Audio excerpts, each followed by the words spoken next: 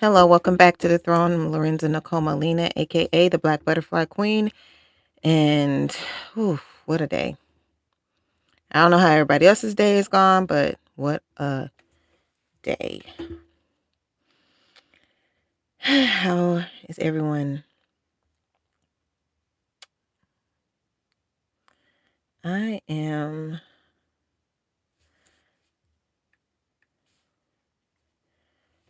going through some things. Not bad, but just it's been a crazy day. It's been a crazy day. And I feel like I barely made it here. So just start with my prayer. God, I just want to thank you for the podcast, all the things that are here that you have put in place and what you're doing. And thank you for the time that you've given me in this world and those around us. And I pray that everybody get what they need out of this episode and that whenever they hear it, they hear what you want to say. In Jesus' name, amen. So yeah, happy holidays. Happy holidays. As you see, my set is a little different today. It has some light, different lighting and everything, and that's just for the festivities of the holiday and things of that nature and stuff like that. So yeah, we're in here. Now this is like what the second time in a row I've showed up super late. But we're in here doing it anyway. So I want to talk about a couple of things. One of the things I want to talk about is next year. Next year, all right, dealing with some technical difficulties. It's kind of okay. So we will be having some changes next year, and I just thinking about like, oh, just my little Christmas tree. I just want to put my little Christmas tree up. I probably should have put it back there, but yeah, we'll be having some different things going on next year here in the States and stuff like that, and it's gonna be a lot of changes and stuff like that. And I just, wondering if like, are you really prepared? Are you really ready? And on here I've talked about being ready and prepared spiritually, but I just want to touch on some natural things like just, storing up on what you can, food, water, of course. But grains, things that make you can make ingredients with, things like that, because there's going to be a lot of changes, and especially if you have any public assistance, you may want to consider make sure you're stored up on things that help you be able to like um um cook and put things together. Make sure you got, good on batteries, good on this, especially like here in Texas. We have a lot of uh things that have been changing weather wise. In the last couple of winters, we had freezes, where we couldn't do anything. And the state just doesn't know how to handle that kind of thing. So, just be naturally prepared, have little things for yourself set to the side for emergencies and things like that. I know you can't probably get a whole lot 2 weeks or so before the year turns, but try to start, putting some things to the side so you don't have to be stuck in the hustle and bustle of things. Okay. Anyway, I like I'm doing a little much today, but that's just how I feel about it. Um um anyway,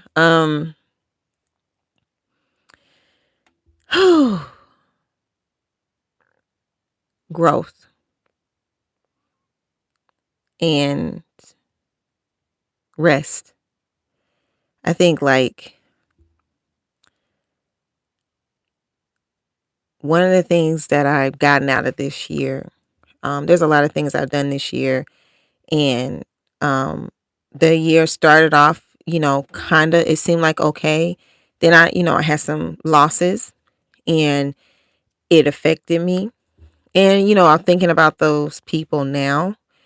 And, but what I've noticed throughout this year and everything, if I could just talk about that for a second for me, and I hope that this is for you, is that looking back over this year and all the things that have happened in it that make sense and don't make sense, I realize how much I've grown,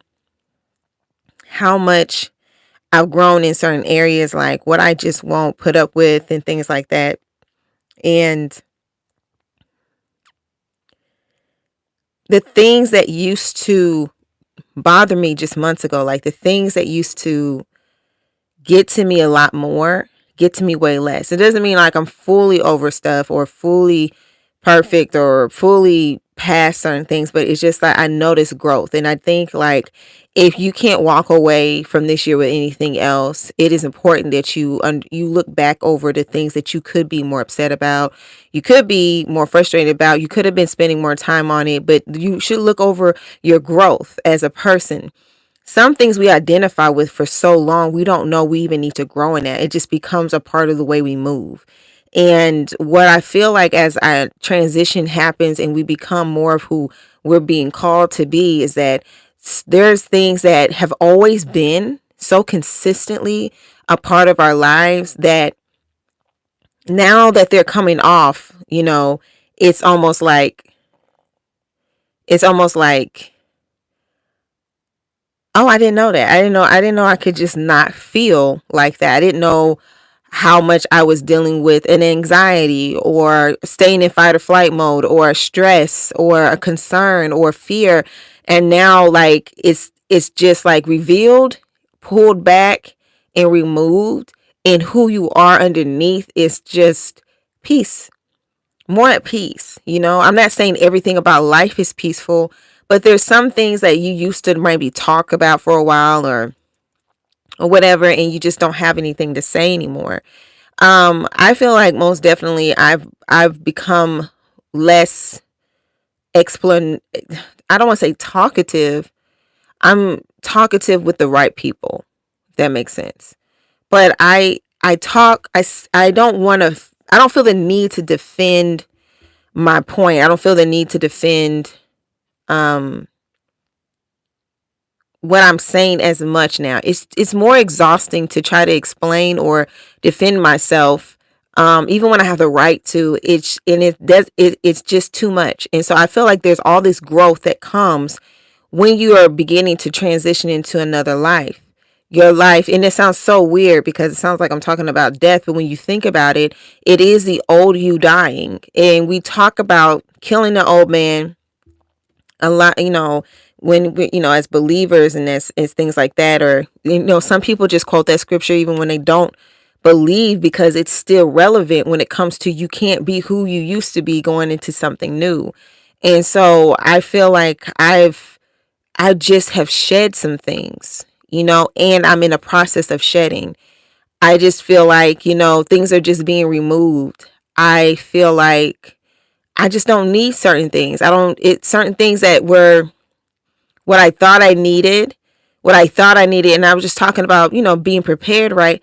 The things that I thought I needed for myself in life, mentally, not just spiritually, but mentally, emotionally, certain things that I thought I needed, I'm realizing I don't even have a taste or desire for, and I don't need what I thought I need. Maybe there was a time where I did.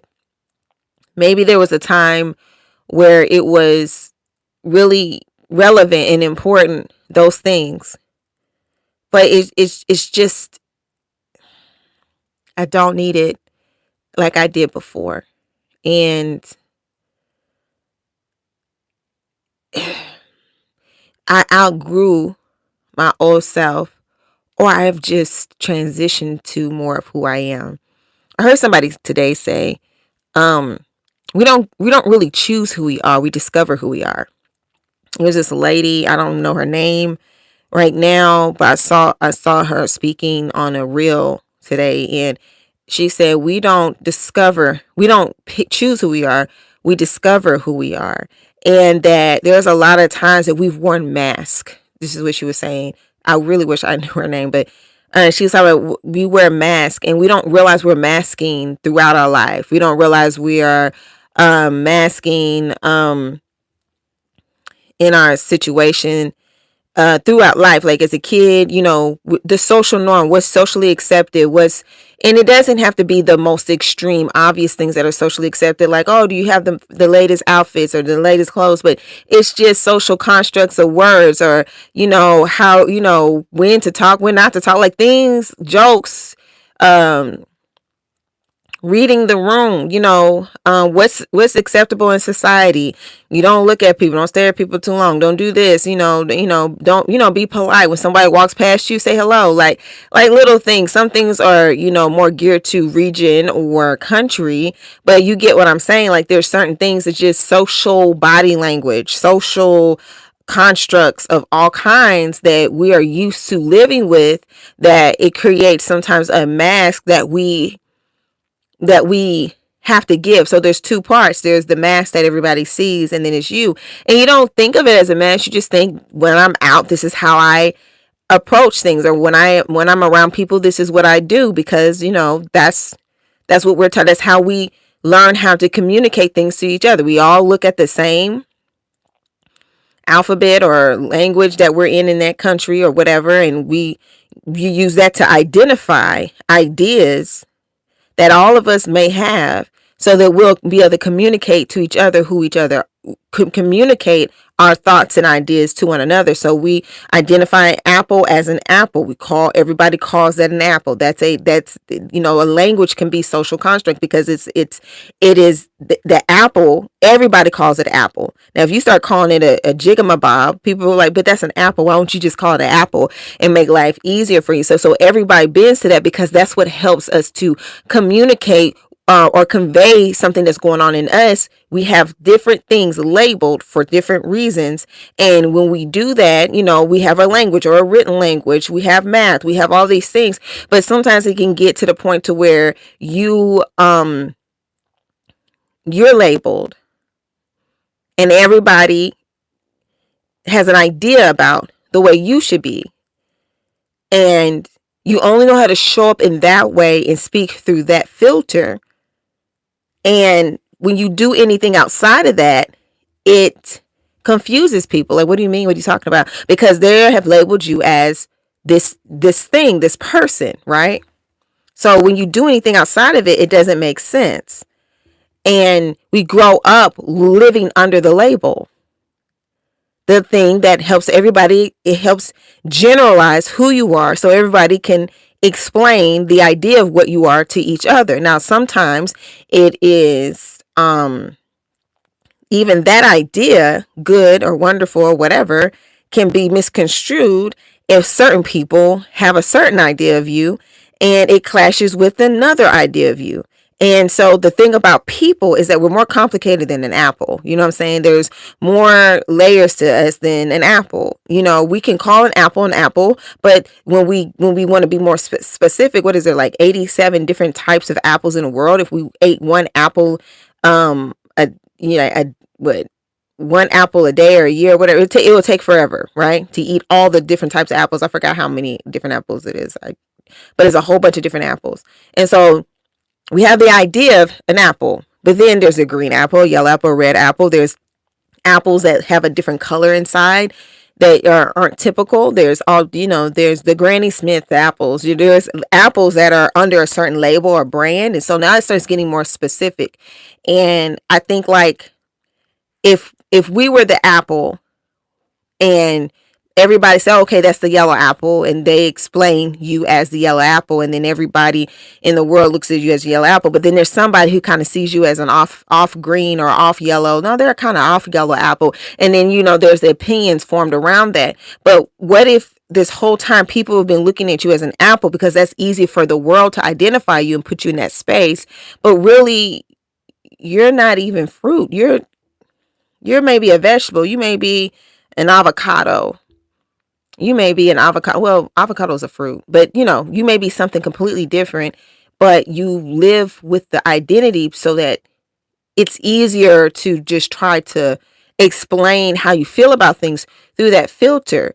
But the problem becomes later on if that filter doesn't really do you justice, because then it gives an idea of how you feel instead of people just seeing how you feel or seeing exactly who you are. So you have that as a foundational idea, then you are trying to express yourself through that, and for a time it's fine. You don't feel the need to explain everything, and it makes it easier for you to deal with people maybe for a while. But the problem is that when you are ready to out to do something different, if it's not through that filter, that identity, then everybody that's around you that has identified you as this one thing, they don't know where to put you, they don't know what to do with you, and sometimes begin to judge you and say, oh, it must be this, it must be that, something, whatever, right? And you outgrow the idea of that, the fact that you're an apple, and you outgrow the social construct of what people say you're supposed to be. And this is the thing about conscience, it's a structure. So an apple is always supposed to be an apple, and the letter A is supposed to always be letter A, but people don't stay the same, and people don't want to stay in the same identity. And this is the thing, you're only going to know people based out of what you see from the outside, not necessarily what you know from the inside. It's up to them to show you that, but it's really up to us to be open to what they want us to see versus what we just, when people are ready to show us who they are, we have to be willing to see exactly who they are, or try to understand that and not use the construct to interpret them. We can't interpret people by what we think they should be. We have to be able to pay attention long enough to be able to learn a new language, to be able to learn a new structure, to be able to understand what belongs where when it comes to that person. Like Alicia Keys said in her song, you're going to have to get to know me, get to know the new me, I'm nothing like what you thought before or knew before, because you only knew a shell of me. You knew an idea of me. You knew socially what I was supposed to be, but you don't know the me that's always been here. And that's the way I communicated to you. And that was my lens. That I walked in this world. That's the lens that I let you look at me through and walk through the world through. And so I wouldn't have to try to explain the details of me, but I'm not just an apple, baby. I'm one of those apples with the black inside. I got a whole other thing going on. I may be an avocado. I may be broccoli. But y'all get the point. I'm so different than what you see. And I think that a lot of us are in this space where we have shed the idea of who people think we're supposed to be. And it's so necessary, because it's a freedom in that. And it's a birthright. God didn't put you in this world for you to pretend to be somebody else. My late aunt, my Aunt Linda, she was like one of my favorite aunts, or my favorite, especially at the time. She told me when I was really little, she was chocolate just like me. And she told me when I was really little, she said, don't ever be anybody else, be yourself, right? Because all you are, if you try to pretend to be somebody else, is you're pretending to be what you think they are. So you're just mocking or mimicking their shell. She didn't say shell, but I'm just explaining it differently. But she said, always be you, because when you try to be somebody else, you just look like you being a fool. Like, that's pretty much, you just look silly. You look like yourself being silly. You're still never going to be them.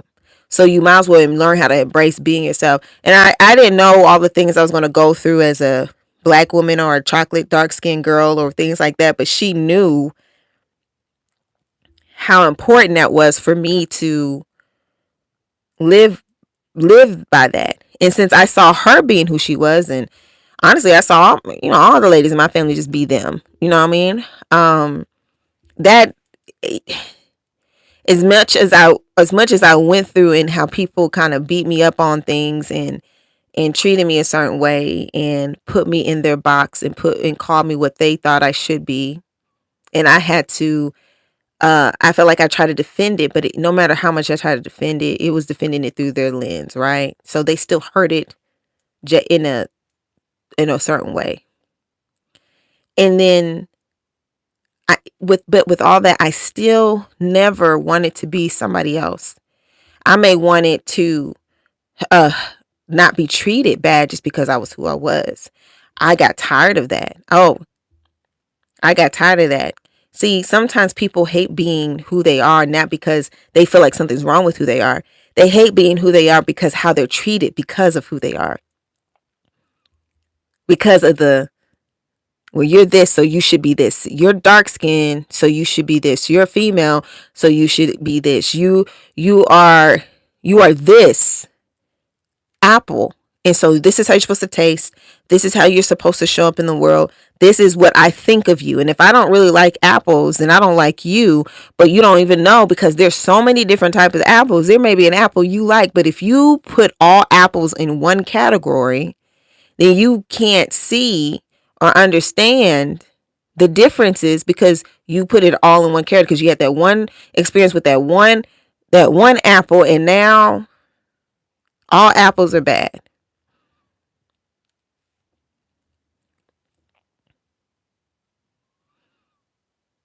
And it's just simply not true. And some people are not even apples. That's just that's just the idea you put on them, because you don't know how to explain what they are. One of the things,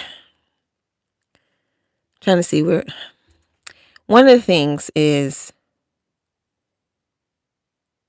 what I'm trying to say is that we are given identities in this world so people can categorize like words and numbers and things like that. They trying to put us in a box so that it soothes their mind, to give them so they can explain the idea of us, and so they can kind of translate, okay, this is what this is, so I do this with that. Because once you know what something is, then based out of what it is, that's how you deal with it or approach it. And so I don't know how to deal with you unless I know who you are. And so I'm going to put you in a category, and I'm just going to deal with you according to that, because then I at least have put you somewhere and I've made an explanation. I don't have to worry about that anymore. But the thing about humanity and being a human, you can't stay in a box, and there's so many layers to us that we have to discover our own selves. Like, so if I'm in a process of discovering me, there's no reason for somebody else to really be able to know who I am. You only know the appearance, but you don't know the details. I'm not two-dimensional. You know what I'm saying? Like, I don't think anybody is. I think that we are people with so much capacity for good, bad, wonderful, great, or ugly. You know what I'm saying? We have so many layers and reasons. This is why you can treat two children that grew up in the same house the same exact way, and one will tell you they felt abused, and one of them will tell you they felt loved, because they have two different bills. They're made different. They're not made the same. They don't think the same. That everything's is going to be this affect them in the same way, just because they're in the same house.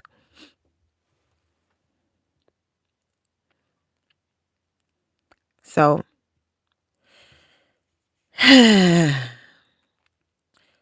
I feel like where we are now, a lot of us now are just in a place where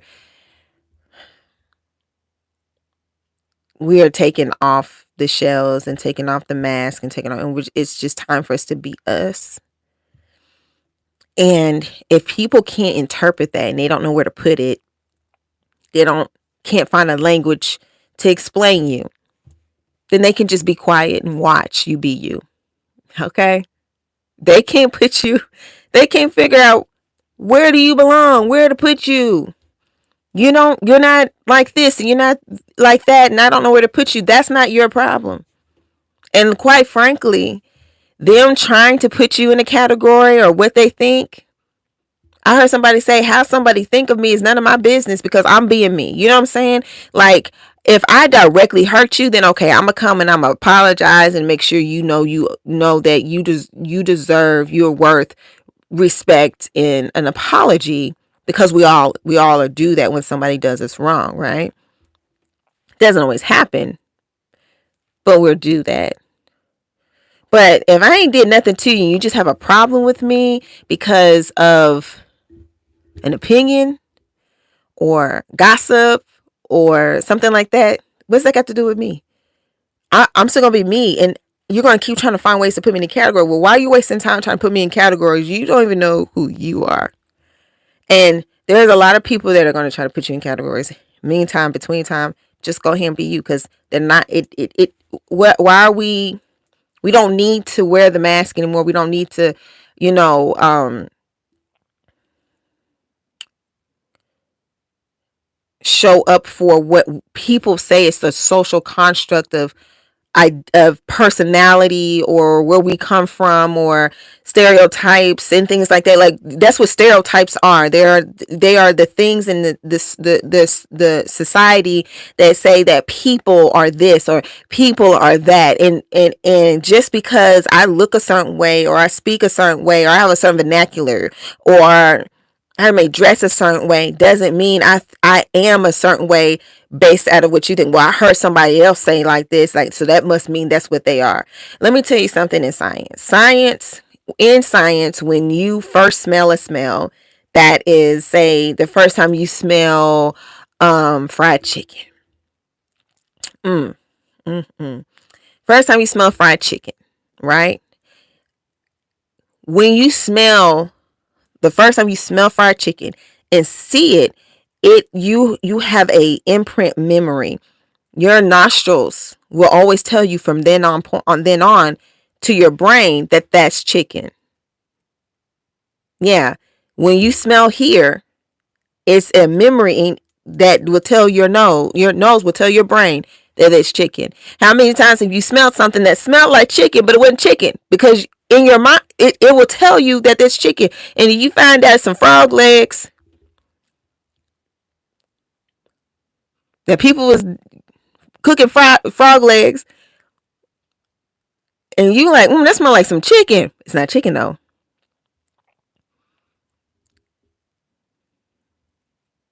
How many times have you smelled something and thought it was something else? Because that's what the memory tells you, because it smells like it.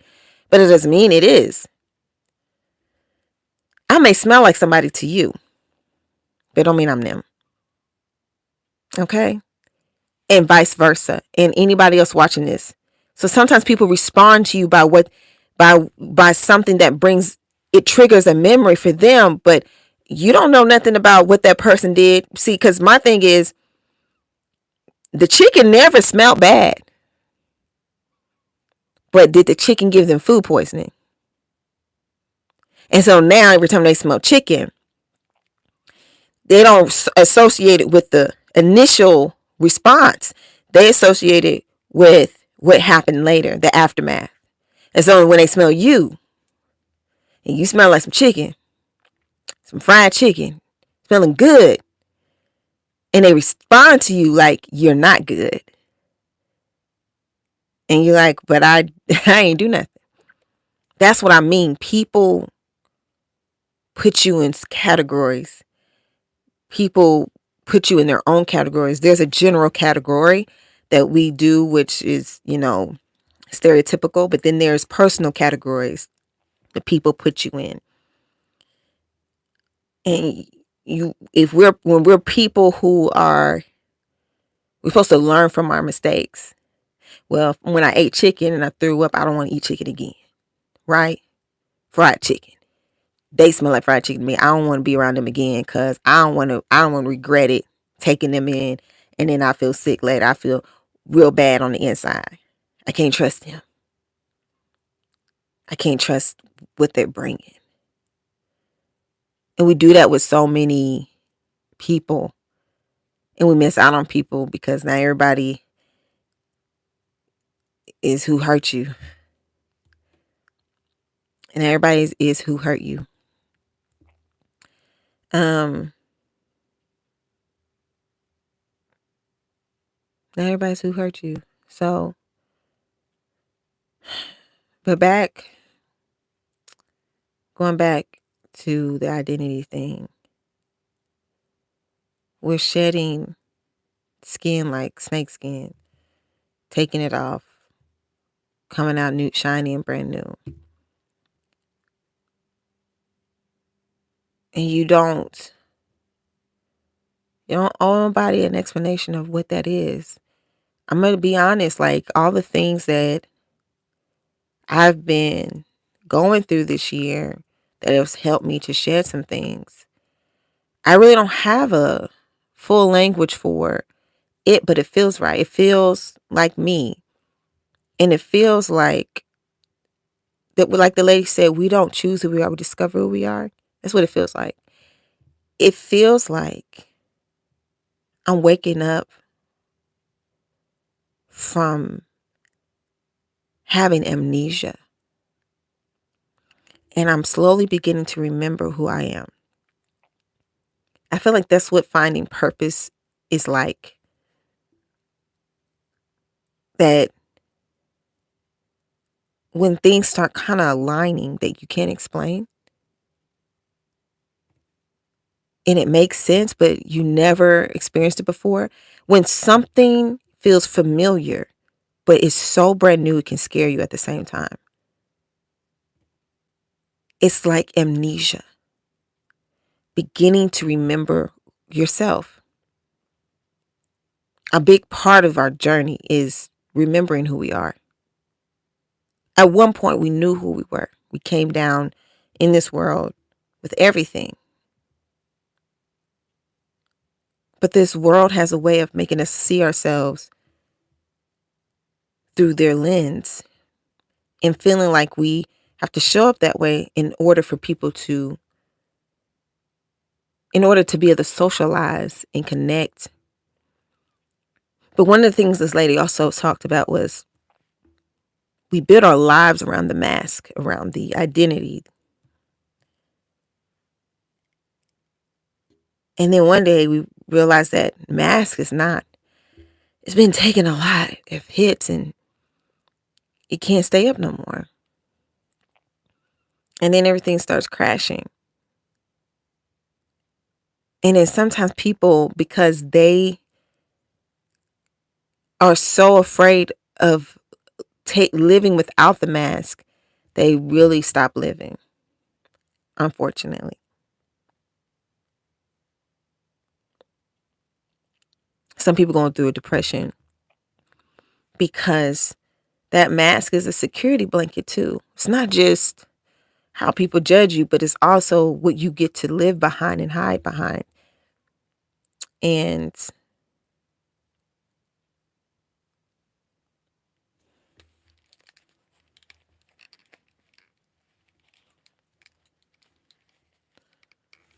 excuse me.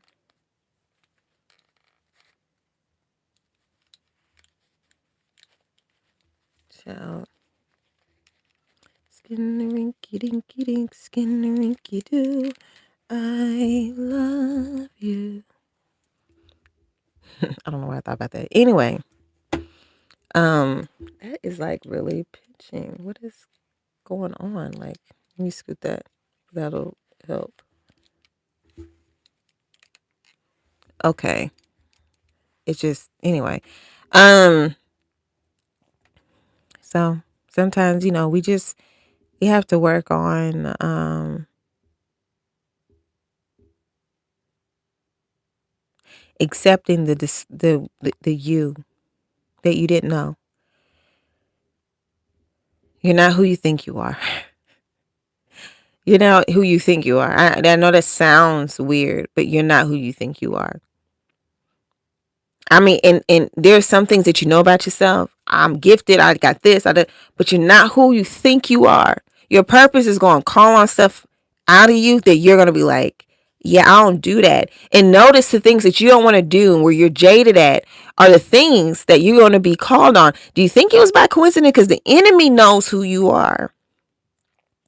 So he broke you in the places where God wanted you to show up. He broke you early. That's what that means, the wheat and the tare. And the reason why God didn't pull it out sooner, you're like, well, why would God let me go through that? Because it would have aborted all of you, because the wheat and the tare were growing together, and it was in the gifting you and who you were was still in the infant state. And to pull on that too soon would kill you. And that was the setup. So it was either God chose to let your gift grow next to the lie. Let the truth in the lie grow right next to each other.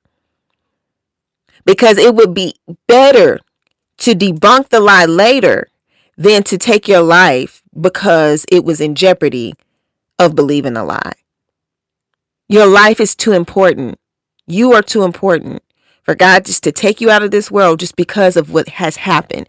And so I say that, and I always want to I don't want to allude, but I always want to pinpoint that, because people, y'all need to understand that your life it matters, and the things that you go through and the struggles that you have are not, they're not the beginning and end of it. If anything, they're kind of a revelation of where the truth is.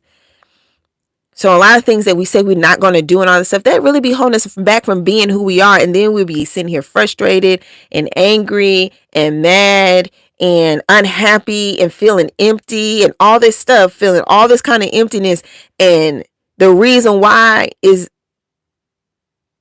because that one thing that we said we weren't going to do because somebody hurt us in the past or messed with our mind or psychologically. And it'll be some really crazy stuff. So I understand it's not a judgment. It's a reality. One of the reasons, and I've said this in a way earlier in the podcast, I never planned on doing a visual podcast. I know everybody else was doing visual podcasts and all that stuff. I didn't care about everybody else, because you know what my identity was?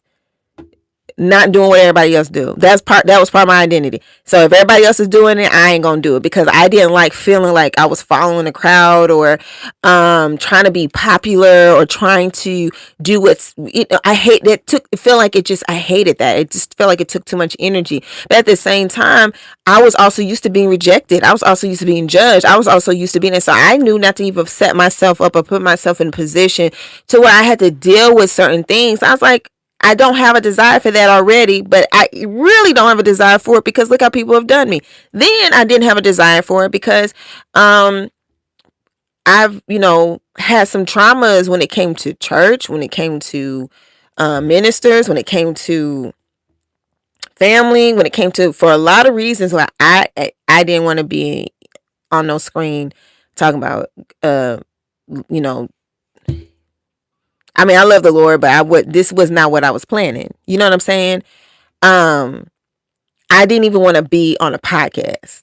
Like if I did a radio show or I got on a podcast to promote something, sure, fine. Yeah, whatever. I'm working. But to have my own, I was good. I was good. Because I've dealt with enough rejection. I've dealt with enough people expecting me to show up and be like them. I've dealt with enough. Oh, you're doing too much. I dealt with enough of that. So I was like, I'm not going to put myself intentionally in the arena of being judged, right? Entertainment industry this way, says the singer / model. Okay, right. But, like they say, you want to make God laugh, tell him your plans. I think he was belly laughing at me. He let me, be cute and do some audio. I've done more visual podcasts than I've done an audio, just regular audio podcast. He really pushed me out of my box. I thought it was a shell.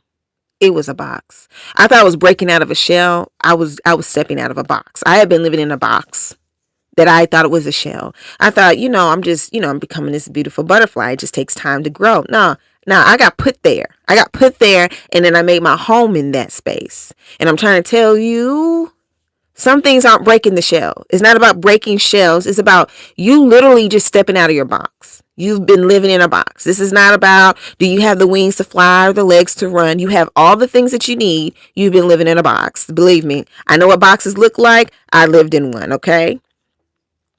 Okay, I lived in a box mentally. I lived in a box like that for a long time. I had my tent poles. This is A, B, C, D. Okay, this is the identities to A, B, C, D. This is what I do, what I don't do. This is who I choose I'm going to be. And it never worked because it wasn't who I was supposed to be.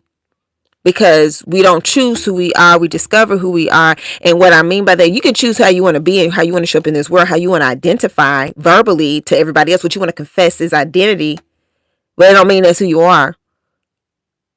And it's crazy that who you are is usually behind the things you don't want to ever go through again. You don't even want to look at things that have let me tell you something. What I mean by that is you don't even want to look at stuff that reminds you. When I was, me and my family were homeless and lived in a church, at the back of a church. And I'm not talking about a nice, well, air conditioned and warm church. I'm talking about country, built up on blocks. Church that if you needed to get something, you could pull the floor up and get to the underneath, okay? Like when you stomped in the church, you can hear it through the whole building. Then, and this was a fire hazard. This church didn't have no windows. It had 3 entrances. A back entrance, 1 side door entrance, and it had a double door in the front. This church was full of really big, I hate saying the word, but the flying ones, okay?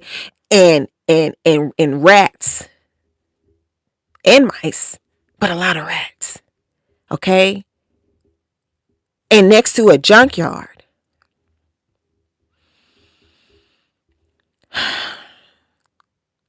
And it was the congregation at one point was my family. We had family there and stuff like that. But they start leaving and going to other churches. It was just a church that a lot of my family went to, but it wasn't like we ran the church or nothing. You know what I'm saying? But then they started going to other churches and, moving around, But by the time they moved around, we ended up living there. And the people that were left there, for a while, there was not even a pastor there. The deacons were preaching, and which was weird to me because I'm like, why won't one of y'all just be the pastor? Like, y'all preaching. Like, I don't know. But one a pastor ended up coming, and I think it was right. I'm kind of in the middle of all this. I think it was like right before we lost everything. We ended up having to live there. He ended up coming, and the church was treating us so bad. He was like, I can't lead y'all. Y'all are a disobedient flock. He ended up having to leave the church because of how they were treating us. And they were trying to get him to kick us out, all this stuff. And mind you, we're taking care of a rat infested church. My mom fixed the toilets in that church with her own hands. You hear me saying? You know what I'm saying? She fixed the stuff around in that church herself. Okay? And at this time, my parents were together, and my dad, I don't have a lot of great stories. I have some things in that space, but I remember seeing him trying to, work and do the things to get us out of this situation. And I overheard them talking to him, one of the deacons talking to him. And it was so bad, they made this man cry. And he didn't cry in front of him. He was breaking up in front of him, but I saw him walk away and cry. They did not see me, and they should have seen me where I was. And I heard God tell me in that moment, I feel like God made me kind of invisible to their sight. You know what I'm saying? Like I was in an area where they should be able to see me. Okay. And I even yelled, hey, I'm right here, because I was a kid and I didn't want to hear nothing that was adult. Because I just didn't want to hear nothing. I didn't want to know. Okay. And I felt like the Lord was telling me, be quiet and just listen. So I did. and I heard what he said, and y'all need to get out of here, and da da da da, right? Now, we're taking care of the church. We're taking my brothers, my mom, okay? Dad, we are taking care of the church. We're cleaning. We're doing all the things we can do. But it is so bad. Our hair is falling out.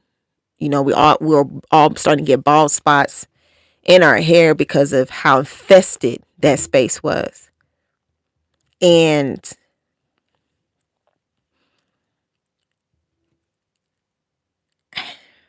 when people talk about church hurt, and they look at me and they say, well, you don't understand. There goes that apple. You don't understand. When people talk about church, you know how church hurt also happens? It doesn't always happen from the church. It happens from people who are outside the church. And when they find out that you are a believer, they put all these things on you. Now you're not human. Now you can't be human. You just one of them. And it's hurtful too, because now you're isolated on both ends. You're isolated by people who are in the church, and then you're isolated by people who are outside the church because they want to put you in a category, and then you end up living in this box that you can manage because you can't manage all other things, and you just live in that box, and you're defensive of that box, and you don't want nobody to touch your box because you've been hurt by both. It's hurtful when people in your family think you're better than somebody just because you have something that they didn't get, or because you don't come around as much.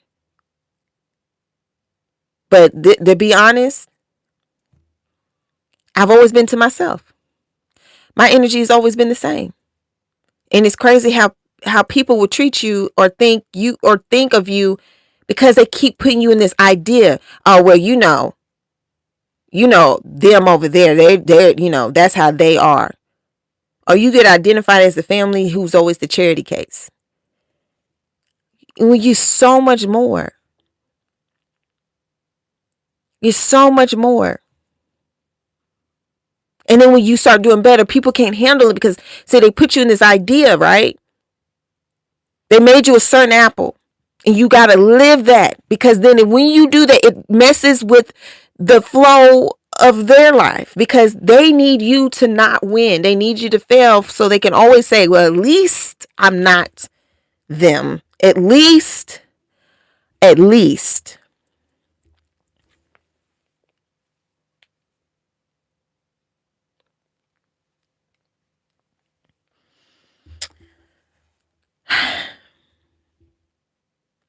So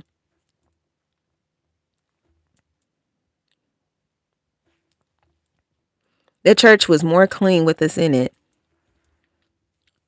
while still dealing with rats, because we were by a junkyard. It was a big field there. It was a very not a savory space, okay? This church was not built with a good foundation. The church ended up breaking up. It never came back together. Do not touch God's anointed. The church ended up breaking up. Nobody wanted to come speak at that church. Nobody wanted to be over that church.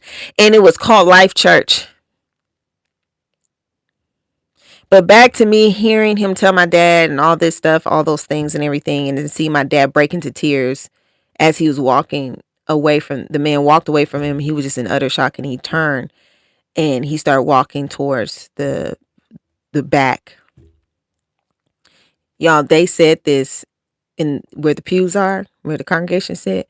I was right there standing by the drums. No, they never saw me.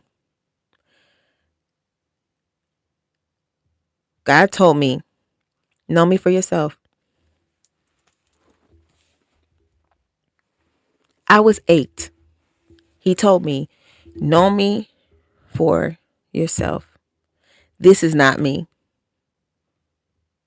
I was still really mad about that, but I had to remember God did tell me to know him for himself. Because, y'all, this is the thing. People are people first.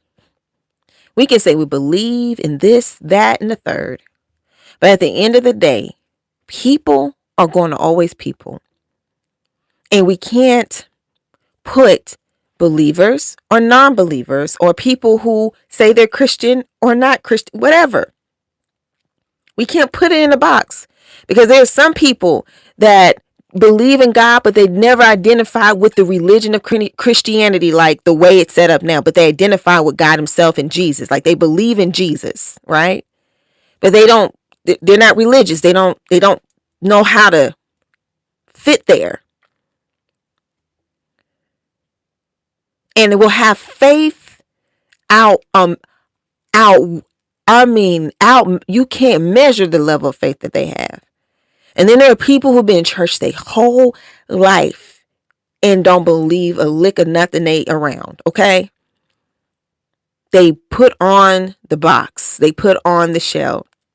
They put it on to represent themselves a certain way. And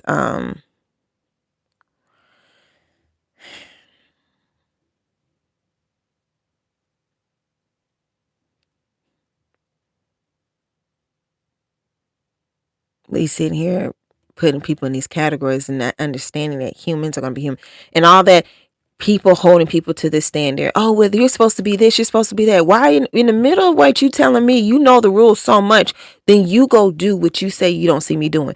People who like to point out what other people need to do and be better at, usually, and this is what I tell my son, when he said, oh, somebody needs to get the da-da-da. Since you noticed it, you go be the one to go get it. Clearly, you the one to notice.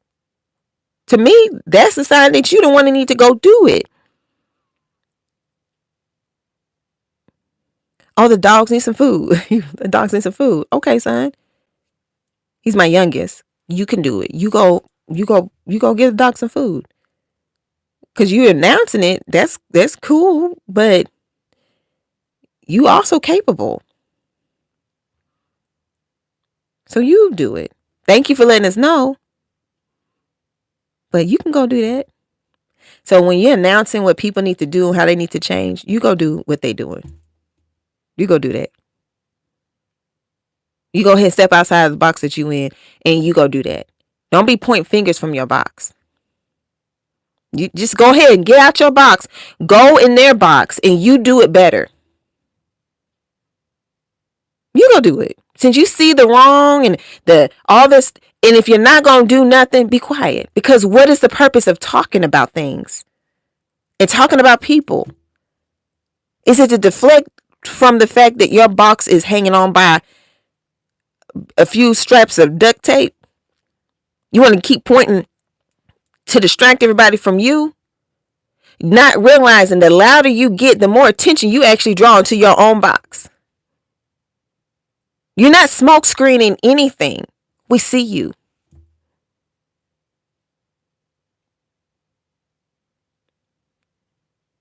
So we got people hurting. We got church hurt that comes more from than just people in the church. It hurts to be somebody that went through the things like I've gone through. And I know some people have gone through way worse. Decide to believe in the Lord for who he is anyway. For people to have an expectation of you and then use their logic is, well, I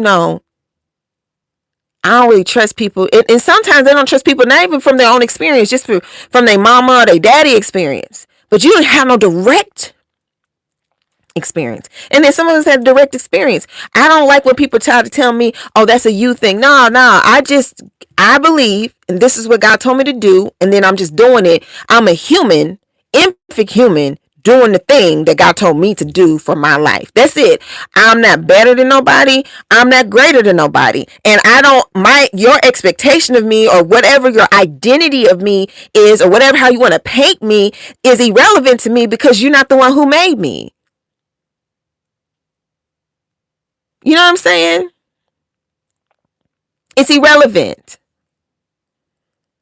You can paint the wall with your brush as much as you want to, but that brush is a water-based paint. And as soon as I throw the water of truth on, it's going to fall off.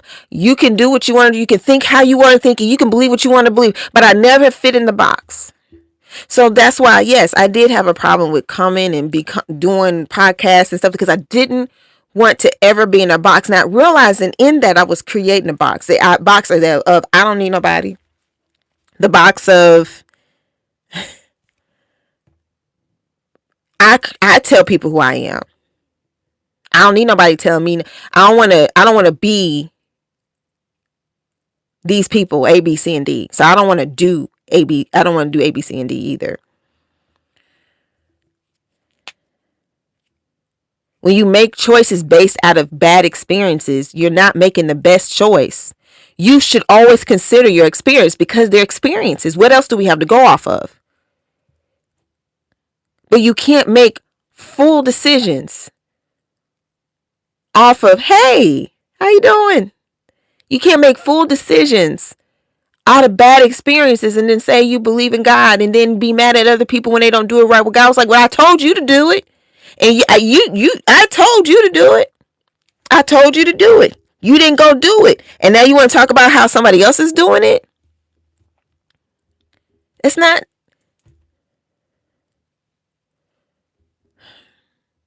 That's not how it works. The church hurt is bigger than just the people in the building. Okay? It's all the people that come attack you when you are somebody trying to do right for your life as you know it. It's everybody. Everybody hurts everybody. You got people talking about people bad that never ever try to believe in God, but want to hold them to the God that they don't even know. You don't even know the God that I know. And if you knew him the way I knew him, you would know better than to talk the way you're talking to me. If you really sought him out. God says his own people perish from the lack of knowledge. His people. That's not even the people in the world. We got people who are supposed to be believers talking about other believers. Like, what's that? You want to hold me accountable, but you don't even understand all that I am. How can you hold me accountable for something you don't even believe in, you say? How can you hold me accountable for your idea of what this is supposed to be? You can't hold me accountable for your idea and your perception based out of your pain. I don't know you. You don't know me. You don't know what I'm going through. And oftentimes we know that people twist things and say things, and we sit there and buy into it anyway, because we need somebody to deflect on and to blame, because it's hard to blame God when you can't see him. But I can see this minister, and I can see that guy over there at my school, and I can see this person, and they're all the same. It's easier to point a finger at something when it's visible.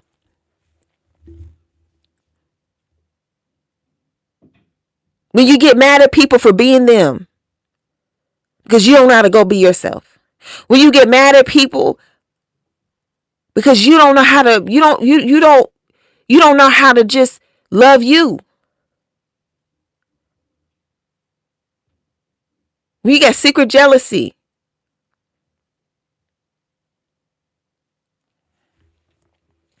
We keep talking about church. We talk about church, or we talk about this stuff, but a lot of people use it as an excuse and a license to hurt other people and to talk bad about other people. They use it to validate their wrong towards other people. It doesn't validate anything. You're not fooling God. Yeah, you can probably fool everybody in this world. You can probably paint a box, live in it for your whole life, and die in that box. But you're not fooling God. And if you don't believe in him, that's your business. But don't hold me to something you don't even believe. Hold yourself accountable for what you do believe. Yourself. And if people can't necessarily hold their self to what they believe, they don't need to come in my world trying to box me up. No, thank you. Because that's a waste of time being in part of somebody else's business. I don't agree with everybody. It don't matter what you believe. Don't believe. Not believing is still a belief system. because you believe that ain't nothing to believe in. You got to believe in, but you're made to believe in something. So you're always going to believe or disbelieve. We know that faith and worry are the same thing, just in reverse. You worry, that means you believe that you're believing in something, or you're using your faith towards something. Or if you're being faithful to something positive, then you're believing in that narrative. But it just means faith towards a narrative. You either hopeful or worry. Still your faith. You can't walk away from that reality. That is a part of all of us. To believe or to believe in nothing. But it's still part of you. And God says, I have given unto every man a measure of faith. You can look it up, because I do not remember where the scripture is exactly. But you heard me say it, so you can look it up. And isn't it true that everybody either believes or believes in nothing? But they believe. We call atheists. Why? Because they believe in nothing. They don't believe in all those things, right? But they have to be called something. So to me, being an atheist is a religion in itself. It's a belief system identified with a name, which is technically religion. A belief system identified. A practice. They practice not practicing any type of worship. They practice living in the now. They may practice certain moral concepts. They usually come from religion, but they don't put a name on it.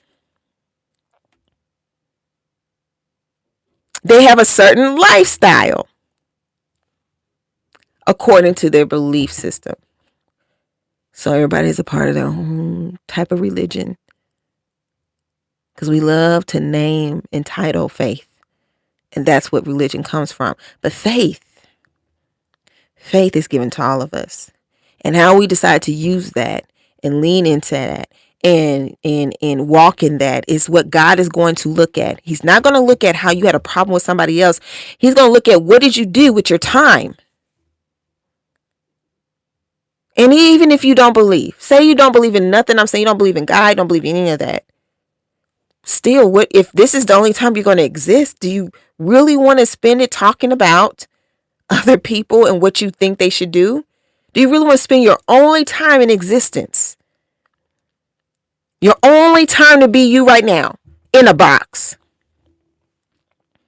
Because we're either buried in a box or put in a box to be cremated. We're put into something later. But this is the time that you have right now to be free, to be all that you know to be. Do you really want to live it, wasting your mental space, letting people live rent-free here, and that have hurt you, and focus on them and tell them what they need to do? You really want to waste your breath? What if your life is made up of breath?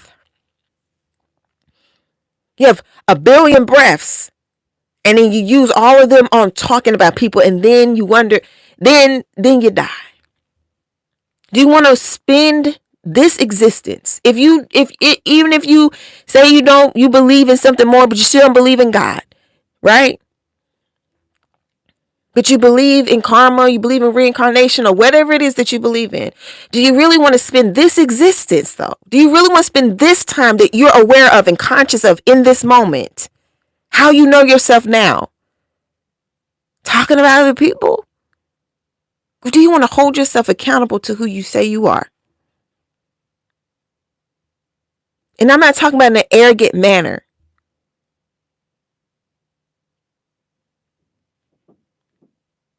Well, I'm this, and looking down on you, using moral compass to still look down on people just to make yourself feel well. Do you really want to hold yourself accountable for being the best version of yourself that you could be? Kind, considerate, do the things to heal, go to the therapy session, go do the counseling. Do you want to work on your heart so that you can at least leave this world and put a good impact on it. They say water remembers. Water has memory. And I remember when we were younger how we would take the rocks and skip it. Now, the thing about skipping rocks, you have to throw it a certain way. You need a certain type of rock, a little more smooth so it can just and then hit. And the more skips you got out of it, you'd be like, oh, that's cool. You know what I'm saying? I only got a couple. I wasn't that great. Okay. But we would skip rocks and it wouldn't last forever.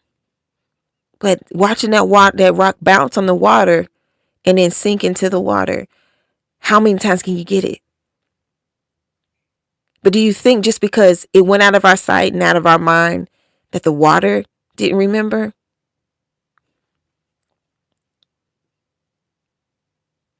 That's how life is. You don't know how many skips you get on the water. And yeah, you're going to leave this world, but you still affected the water you touched. And when you sink and when it's over, you make your space somewhere in the bottom. And over time, each rock, each stone changes the level of water. It changes how high it rises and how easy it is for the sun to take that water and evaporate it. It changes how deep it is and cold it can get. Sometimes, depending on where the rock falls, there's algae. Even the animals that come to the water, certain animals come to the water because there's certain fish that are probably drawn to that pond or that lake or even the river or stream. That goes into it. The trees around it are affected by how much water is there. Everything's affected by the water, but the water is affected by the stones. And just because you walk away from that water doesn't mean that stone and things in that stone and the minerals that are left are not adding to that water or moving the water, because the water only takes shape of what it's in. Each stone shapes the pond or the lake differently.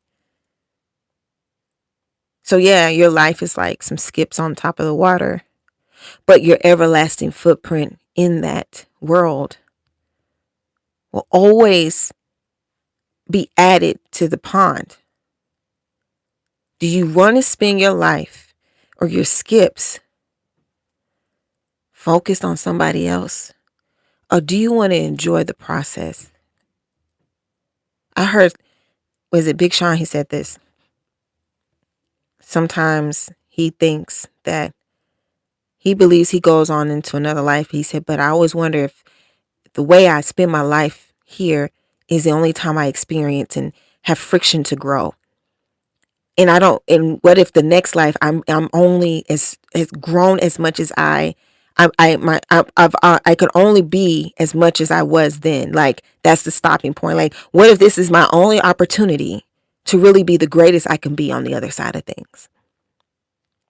What if this is my only opportunity to really ever feel? How do I know that people on the other side, if they exist on the other side, if they wish they could experience life again, experience being upset and being happy, and grief and love and joy and frustration and worry and faith? Like, I wonder, is being able to feel that really the gift? You being aware. We know when we go to sleep, we have dreams and stuff like that. But anybody that's been in a coma or nearly been in a coma or anything know how you slip out of consciousness and you're just you don't have memory. And people have stories of not being able to remember things. What if you believe that there is nothing else beyond this? What if this is your only time? And if you do believe that there's more to this, if you believe in karma, if you believe in heaven and hell and God as I believe, what if everything you do right now matters the most? No matter what you believe, What if right now matters more than any other time it will affect anything going forward? What if right now is the only time you have to be you? The way you get to be you, or just to be you? Do you really want to spend time thinking negatively, talking bad about people, holding on to grudges that don't even serve you, carrying around frustration and anger? Do you want to know freedom now? Do you really want to know what it's like to be happy really on the inside? Not just okay. Do you really want to know what it really feels like to know love? Not just what people say love is, but actual love. What it really means. Do you really want to know that? And I have a question. Even if we just only going to judge God based out of the boxes people decide to live in and the boxes that we put people in, we never get to know him. There's so many people who say, I'm not a believer. I don't believe this because of how people hurt me. Well, I'm here to tell you I've been hurt. I've had one of the people who raped me were in the church.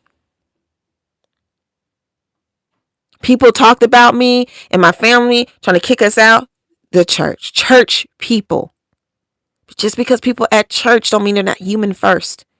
That's why we needed Jesus, because he covered not only the sins that have already come from the people that came before him, but he covered all the ones that were existing now and the ones that were to come. It's like a mother carrying a baby in the womb. The baby is unaware, but every decision that mother makes is about the life of that baby in that moment. When I was pregnant with my sons, I was very sick. They came out fat and plush and full of hair, but I nearly died several times.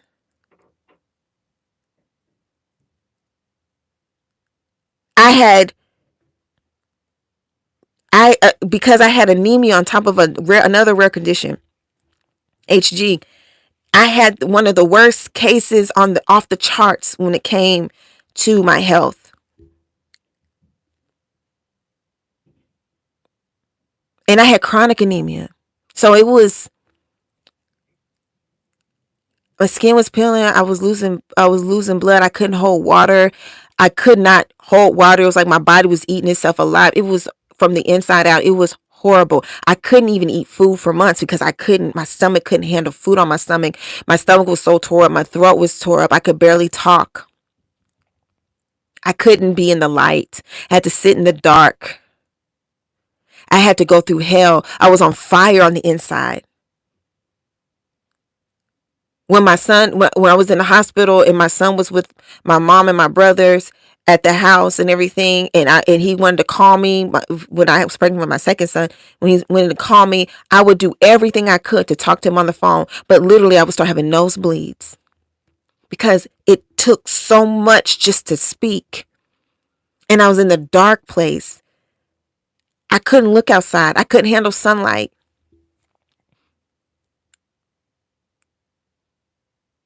I barely could handle sound, and I just would sit there.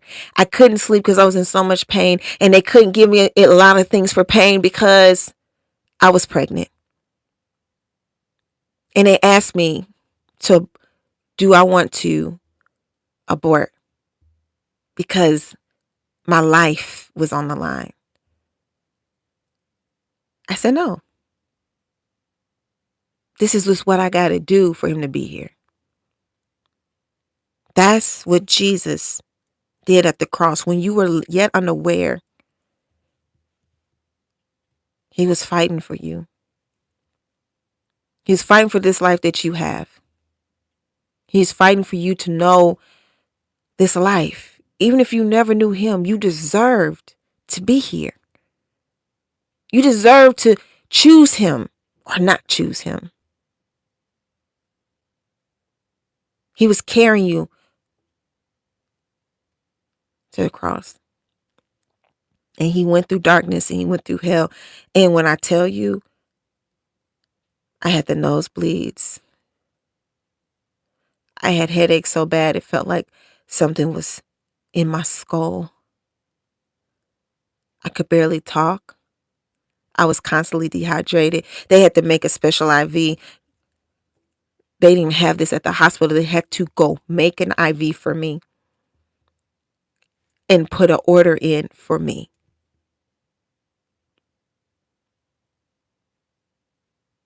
A lot of my things came through IV, supplements through IV, because I couldn't handle eating food. And then when I had some ability to eat something, it was like those like really watered down instant mashed potatoes, and I could only have a little bit of that because it would just in case it came up, I couldn't hold anything down. Excuse me. They stuck my side. I had medicine being pumped directly into my stomach from the outside in. So it had to stick this thing on my stomach and pump medicine. I had this medicine pack that I had to carry or have on me that was a tube that went directly into my stomach through this needle thing that they stuck through with a catheter thing into my stomach, just to keep me from dry heaving and throwing up. And I say dry heaving because there was nothing in there, but my body would still want to throw up. It had the urge, and it was everything to fight me from throwing up, because I was ripping the insides up. I was tore up from inside out. My lips were busted. My vision was bad. It was such a cloudy time. They stuck me in my hands. They put a PICC line down into my heart. I had nosebleeds, peeling skin. My mouth was busted. I couldn't be in light. I couldn't. There were so many things. I was easy to fall. I had to have somebody help me. I wouldn't even know I fell. That's how I couldn't even feel it. I would just be on the ground and be like, oh, I fell. That's how much pain I had in my body that I couldn't feel myself fall.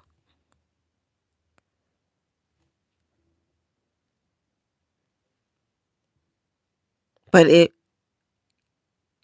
deserved life. They both deserve life.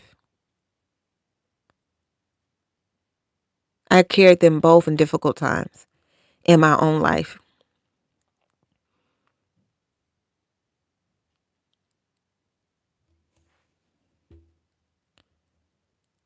And I want them to do great in their life. And I love them so much that I wouldn't want to dictate who they're supposed to be. I want them to live. I want them to know who they are. I want to support what that looks like, because I fought for them to be here. I fought for them to be able to live and have life and have it abundant. I fought. I put my own life on the line. And I almost died. I almost died after delivering. I was slipping into a coma. I almost died when they had to do the C-section. I lost so much blood. And since I'm anemic, I was a chronic anemic, but my blood count has been good since God healed me.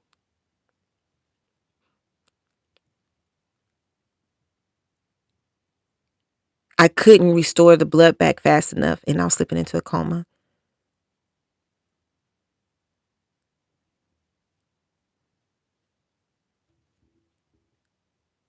Jesus didn't just get whipped. When he got crucified, people who got crucified, they usually just got crucified, put on a cross, beaten a little bit, put on a cross.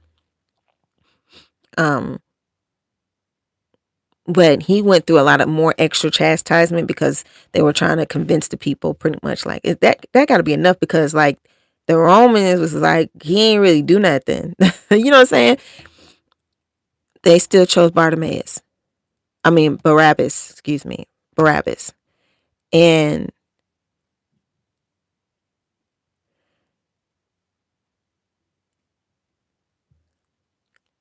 he he bled from his head, got whipped, he fell, he did all these things physically. He got hung on a cross in his hands or his wrists or whatever, got nailed to the cross, feet. And I remember one of the times where they was like, we're going to stick in your feet because we can't find any nerves up front. And the guy that was over the hospital, used to work in the NICU, came and he found a vein. He used to work in NICU. He was over the hospital now. He was on his way to vacation. They called him. No one could, there was so many doctors and nurses and stuff in my room, and I was getting colder and colder, y'all. Like, I was dying. And he came and he found a vein, and from that vein they put a catheter in, and then after that they were able to do the PICC line and all that stuff, and that's what I had for pretty much the rest of my pregnancy, for the majority of it. And I say all this stuff because during that time I realized this is what Jesus did for me. It couldn't have been easy to carry so many,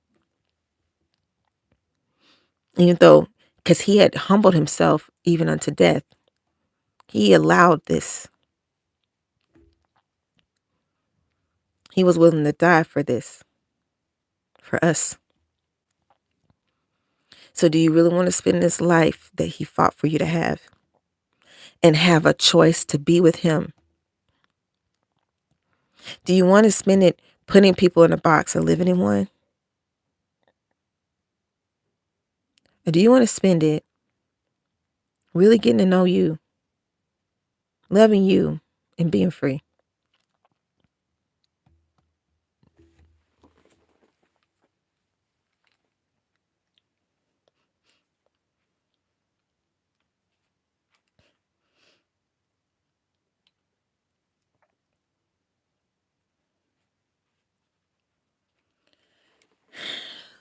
No matter what you believe.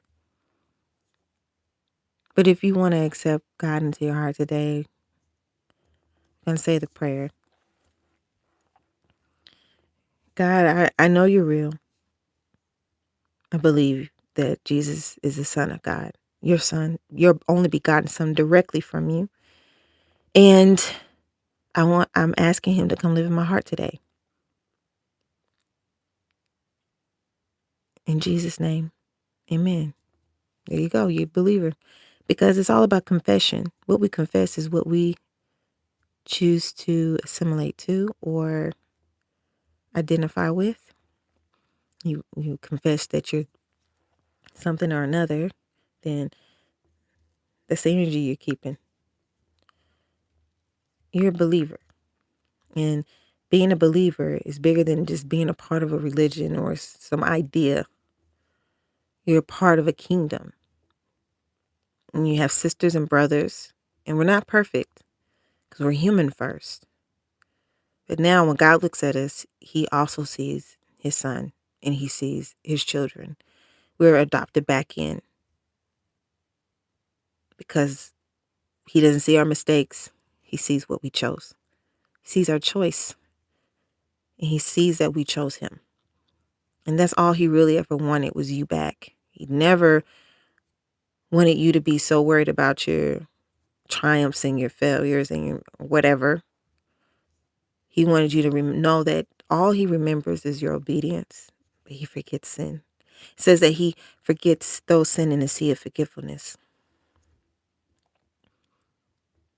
And I want you to be remembered when you come to the door of heaven and you're coming in VIP and they ask, what's the name? You know, because you got to look in the book, right? And you say your name and you remember. What I don't want is for you to go and be at the gate and you're not remembered, because God forgets sin. And if that's what you live in,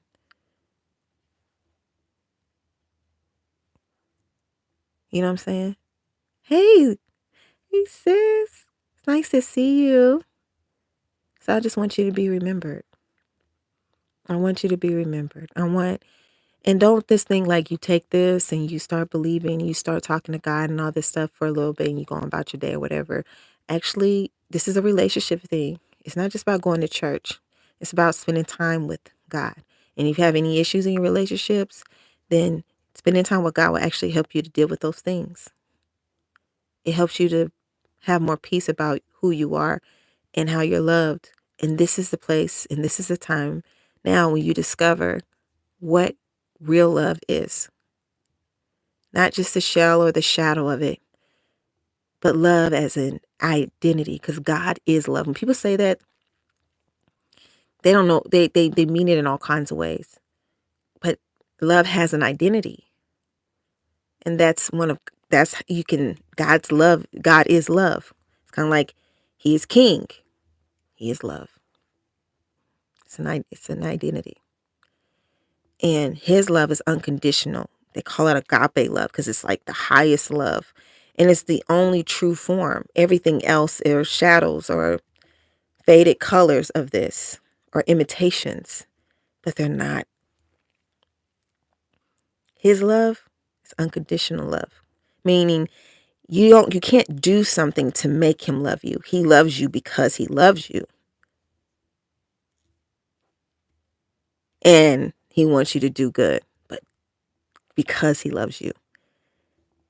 You don't prove anything to God. God is not fooled or eluded by anything. You can't put him in a box or put yourself in a box and hide. He just wants you to allow him to love you so you can love him back and so y'all can have a good relationship. And that's all he wants is you. You are the prize. You are the reward. You are the inheritance of Jesus. When he says Jesus died on the cross for you, you are owed to him. You know what I'm saying? Like you are his inheritance. You are a reward. You are a gift. This was all for you.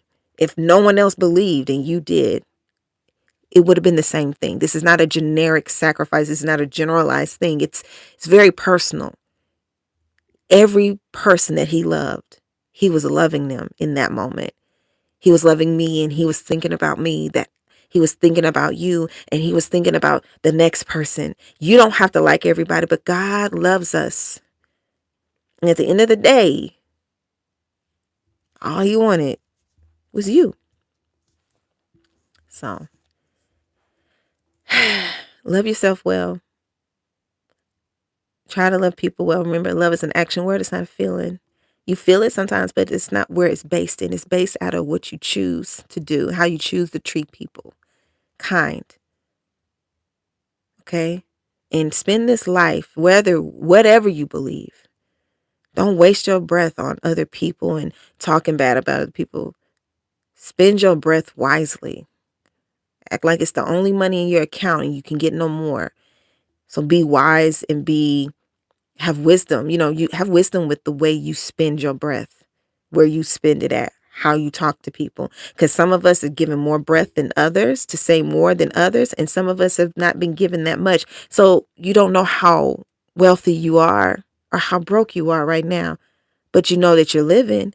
So use your breath wisely and don't waste it on gossip and talking trash.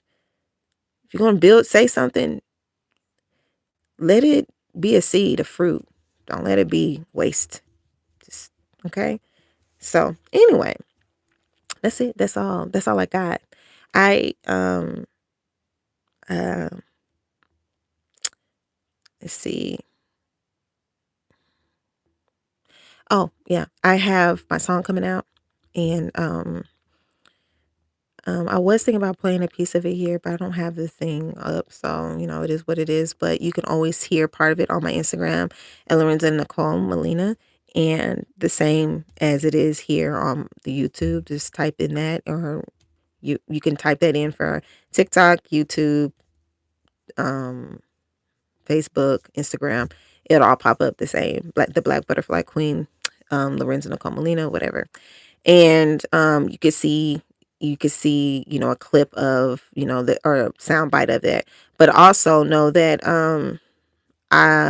it will be coming out January the 1st, and everything like that. So, I'm excited about it. It's been a while since I had done any music and everything, but like I said, I'm stepping out of boxes that I thought were shells. It's just I've been living in some identity that just wasn't for me, and it's my turn now. It's my turn. It's always been my turn. It's just I'm realizing it now. You know what I'm saying? So, um yeah, y'all check those things out. Y'all see how it is and everything. And I will most definitely see y'all next week at the throne. Next week is Christmas. So until, next week is Christmas. So y'all be careful. Y'all enjoy your families. Enjoy don't be doing too much. Be safe out there. Don't be just out here just doing too much. Like, regardless if you get frustrated or really excited, any type of level of excitement sometimes impairs our judgment, our just on certain things. So just be mindful as you are joyful, okay, or whatever it is. But just be mindful of your space. Make sure that you're not giving too much to everybody, and taking care of you, and make sure you take care of yourself, okay? Um, and everything. And I'll see you back at the throne. And if I don't see you there, Happy New Year's as well, and Merry Christmas. Out and the podcast episode will be on Christmas night. So, it is what it is. But I'm still gonna be here. You don't have to be, but I would love to see you anyway. And we could talk about how our Christmas went so far and how Christmas Eve is. So I don't know about y'all, but we do a lot more stuff on Christmas Eve than we do at Christmas Day. So that's is us. But yeah. So yeah, I'll see y'all next week at the throne. Bye.